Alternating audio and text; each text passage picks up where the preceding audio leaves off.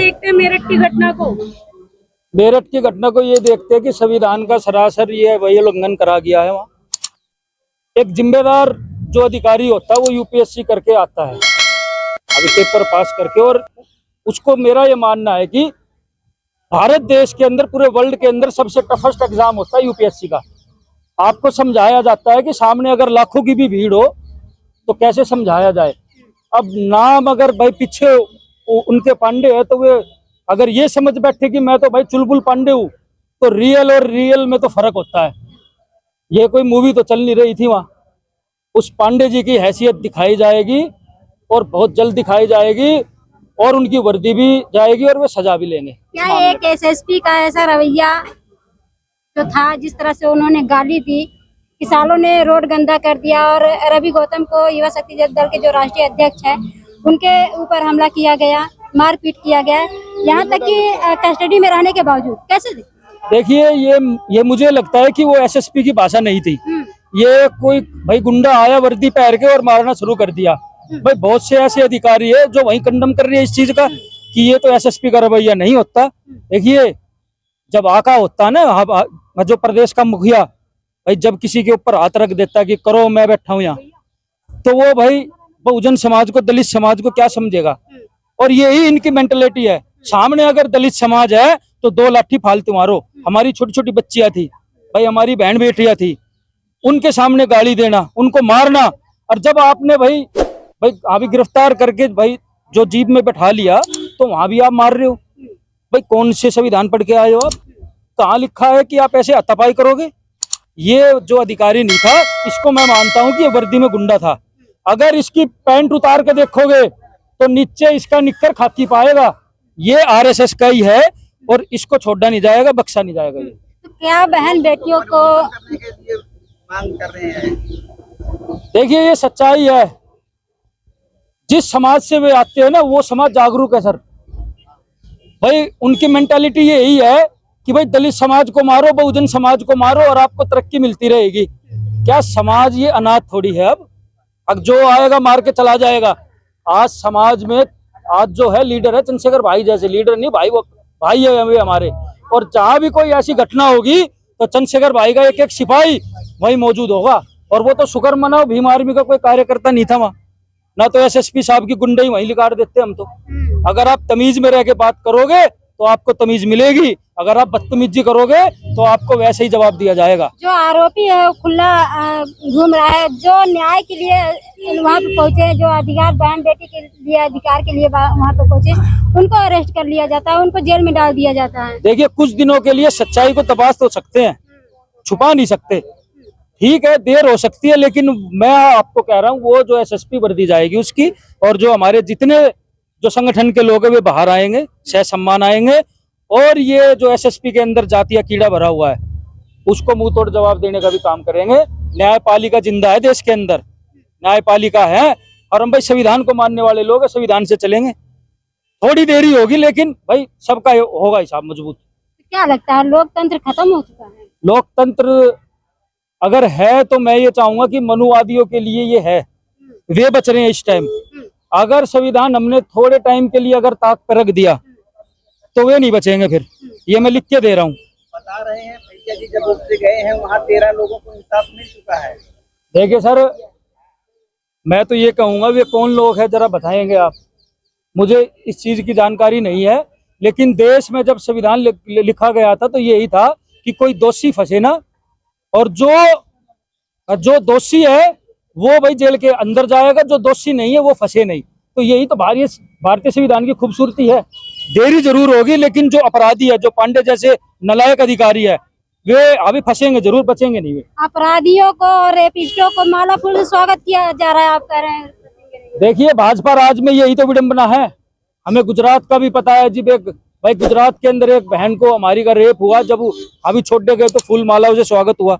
हाथरस में हमारी बहन जी है भाई, आज भी सरकारी नौकरी देने की कही थी भाई, आज भी आर्थिक मुआवजा देने के लिए कहा था। कहाँ है सरकारी भाई, क्यों नहीं दे रहे? तो मैं तो ये कहूंगा कि भाजपा राज में बेटियों को बचा लो भाई। ये वे गुंडे हैं जो वोट आपकी लेंगे और आप ही की बहन बेटियों की तरफ गलत नजर से रखेंगे, नोचने का काम करेंगे। ये वे गुंडे लोग हैं। और मैं तो ये कहूंगा कि 90% समाज में जो अंगड़ाई है, मैं तो यही कहूंगा अपील कि चंद्रशेखर साहब को मजबूत करें। एक नेता ऐसा जो पूरे देश में आपके मान सम्मान की लड़ाई लड़ रहा है, जिस दिन चंद्रशेखर भाई मजबूत हो गए, कोई आदमी मारा नहीं जाएगा, बहन बेटियां सुरक्षित हो जाएगी। आप चंद्रशेखर को मजबूत करने की बात करें, वहीं विपक्ष की अगर हम बात करें बीएसपी, वो अब चंद्रशेखर को टारगेट करती हुई नजर आ रही है, ऐसा क्यों? देखिए, मेरा ये मानना है, जब मान्यवर काशीराम साहब थे तो उन्होंने आरपीआई भी देखी, डॉक्टर अंबेडकर साहब की पार्टी थी वो, तो बदलाव के लिए उन्होंने फिर वाम से भाई DS4 का गठन किया, बहुजन समाज पार्टी बनाई। जब घर के बुजुर्ग हो जाते हैं ना लोग, तो कहते हैं भाई मेरा बच्चा जवान हो रहा है, तू भाई घर की भागदौड़ संभाल। लेकिन हमारे बुजुर्ग ऐसे हो गए, अगना ताला कुंजी में ही रखूंगा अपने पास, ये बताओ खुल जा सिम सिम, अभी किसी और के पास चली ना जाए। ये डॉक्टर अंबेडकर साहब का जो मिशन है ना, बहुजन मूवमेंट की जो विचारधारा है, ये आप कैद करके नहीं रख सकते। आप बुजुर्ग हो गई आपकी बहन जी। देखिए, जो लोग, जो समाज सड़कों पे संघर्ष करेगा ना सर, समाज उसके साथ आएगा। ये समाज जवाब देगा कि उनके सुख दुख में कौन रोडों पे बैठा है। ये समाज जवाब देगा कि जब मेरे घर में कोई हादसा होया था, मेरे साथ कौन खड़ा था, मेरे भाई कंधे पे मैं कहाँ रोऊं जाके। भाई एक तो हमारे बताऊं एसी में बैठे हैं, रोने के लिए भी देखना पड़े दरवाजा खुलेगा ना खुलेगा, और एक आदमी आपके साथ लड़ रहा है, तो आप ये बताओ ना, लड़ने वाला साथ है आपके या फिर जो बंद करके बैठे है कमरे में वो आपके साथ है। कहीं कोई झगड़ा हो जाता है, कोई केस हो जाता है, वहाँ आप जाओगे, अपने मम्मी पापा बहन को लेके जाओगे, देखिए आगे करोगे बताओ। देखिए, मेरा ये मानना है, आज पूरा समाज चंद्रशेखर साहब का घर है, पूरा समाज परिवार है। अगर घर में कोई हादसा होगा तो चंद्रशेखर भाई तो जाएंगे, लोग बुलाते हैं उनको, लोग ये कहते हैं कि हमें भाई न्याय दिलाएंगे तो हमारे भाई दिलाएंगे, तो चंद्रशेखर भाई को भाई जाना पड़ता है। एक आदमी, सिर्फ एक आदमी पूरे देश में घूम रहा है, क्यों भाई? बुजुर्गों की जो है वैल्यू खत्म कर दी जाएगी। सर, बुजुर्गों की बात ये है कि बुजुर्गों भी तो ये सोचना चाहिए ना, भाई मेरा बेटा जवान है, ले भाई आज तू ये मुखिया बन जा मेरे घर का, हम आपको रास्ता दिखाएंगे, आप लड़ो जहाँ लड़ना है। बुजुर्गों की ये बात होती है। आप ये बताइए, बीजेपी अभी सत्ता में है, जबकि जो है बीजेपी के हिसाब से 75 साल बाद रिटायर हो जाते हैं, और पूरे बीजेपी समाज की जितनी भी 39 पार्टियां हैं, संगठन है, वो बीजेपी को सपोर्ट कर रहे हैं। वो बीजेपी के मुखिया से यानी कि मोदी जी से इस्तीफा नहीं मांग रहे, वो मोदी जी से नहीं कह रहे आप बैठ जाओ हम आएंगे आगे, लेकिन आपका समाज कह रहा है कि जो है बहन जी बैठ जाए और हमारे आगे आएंगे। देखिए सर, सीधी सी बात ये है, आप समझना, जो भी आप ये कह रहे हैं कि बहन जी बैठ जाए या चंद्रशेखर बैठ जाए या नहीं बैठ जाए, तो आज मेरा सगा भाई भी अगर मेरे दुख में खड़ा है ना, तो वो मेरा भाई है, सगा भाई भी। आप ये बताओ, मैं तो बताऊं घर में बैठ बैठ के शोर मचाता रहूंगा कि ये करो वो करो, ये कर रहे वो कर रहे।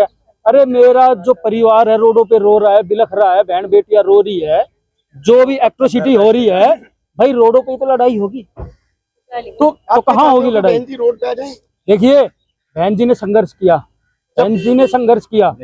मान्यवर काशीराम साहब ने कैसे बनाओगे पीएम? बहन जी तो पीएम की तैयारी है भाई। कैसे बना दोगे? अरे भाई चंद्रशेखर कैसे बना दोगे? 22% वोट में आधा वोट तो चंद्रशेखर ले जा रहे हैं, आधा वोट बहन जी के पास है, कैसे बनाओगे ये पीएम? तो गलतफहमी है कि चंद्रशेखर आजाद जी आधा वोट ले जा रहे हैं, आधा वोट नहीं पूरा है। लेकिन बहन जी के लिए संघर्ष के लिए आजाद भाई हैं, और बहन जी को प्रधानमंत्री बनने की तैयारी करनी चाहिए, सीएम की कुर्सी छोड़ देना चाहिए उत्तर प्रदेश की। कैसे आप सीएम बना दो? कैसे भाई? अभी 4 बार उत्तर प्रदेश बहन जी को 4 बार बना देंगे, बहन जी को 4 बार मुख्यमंत्री कैसे बनाया? बहुजन समाज ने 4 बार जब बन गई, जब जो है चंद्रशेखर नहीं थे, या सुनिए आज बहन जी थी, चंद्रशेखर जी आ गए, साहब नहीं थे, चंद्रशेखर जी अब साहब आ गए, बहन जी वहाँ बांटेंगे, और जो है बहन जी की तरफ ये तो बदनाम करने की साजिश है। ये तो मुख्यमंत्री